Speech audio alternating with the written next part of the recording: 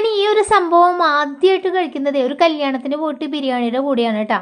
അന്ന് തൊട്ട് എനിക്കിത് ഉണ്ടാക്കണമെന്ന് നല്ല ആഗ്രഹം ഉണ്ടായിരുന്നു. കഴിഞ്ഞ ദിവസം നമുക്കൊരു ഹൗസ് വാമിംഗ് ഉണ്ടായിരുന്നു. ആ സമയത്ത് അവിടെ ചെന്നപ്പോഴും ബിരിയാണിയുടെ കൂടെ ഈ ഒരു സംഗതി കിട്ടിയിട്ടാ. സംഗതി എന്താണെന്ന് ഇപ്പൊ എല്ലാവർക്കും മനസ്സിലായിട്ടുണ്ടാവും. നല്ല നേന്ത്രപ്പഴത്തിന്റെ അച്ചാർ തന്നെയാണ്. നമ്മൾ എണ്ണ ചൂടായി വരുമ്പോഴേ അതിലേക്ക് കടുകിട്ട് പൊട്ടിച്ചതിന് ശേഷം ഇഞ്ചിയും വെളുത്തുള്ളി പച്ചമുളക് കറിവേപ്പില ചേർത്ത് നന്നായിട്ട് വഴറ്റിയെടുക്കുക. സ്റ്റൗ ഓഫ് ചെയ്തതിന് ശേഷം അതിലേക്ക് നമുക്ക് മഞ്ഞപ്പൊടിയും കാശ്മീരി ചില്ലി പൗഡറും കൂടെ ചേർത്ത് കൊടുക്കാം. ലോ ഫ്ലെയിമിലിട്ട് അത് നന്നായിട്ടൊന്ന് മൂപ്പിച്ചെടുക്കുക. അതിലേക്ക് ആവശ്യത്തിന് ഉപ്പും ഉലുവ പൊടിച്ചതും കൂടെ ചേർത്ത് കൊടുത്ത് നന്നായിട്ട് മിക്സ് ചെയ്യുക. നമ്മളുടെ നേന്ത്രപ്പഴം കൂടെ ചേർത്ത് നന്നായിട്ട് മിക്സ് ചെയ്തിട്ട് ഫ്ലെയിം ഓഫ് ചെയ്യുക കേട്ടോ.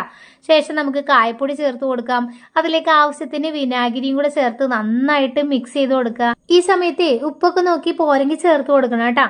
ബിരിയാണിയുടെ കൂടെയൊക്കെ കുറച്ച് മധുരമുള്ള അച്ചാർ കഴിക്കാൻ ഇഷ്ടമുള്ളവർക്ക് ഇത് എന്തായാലും ഇഷ്ടപ്പെടും.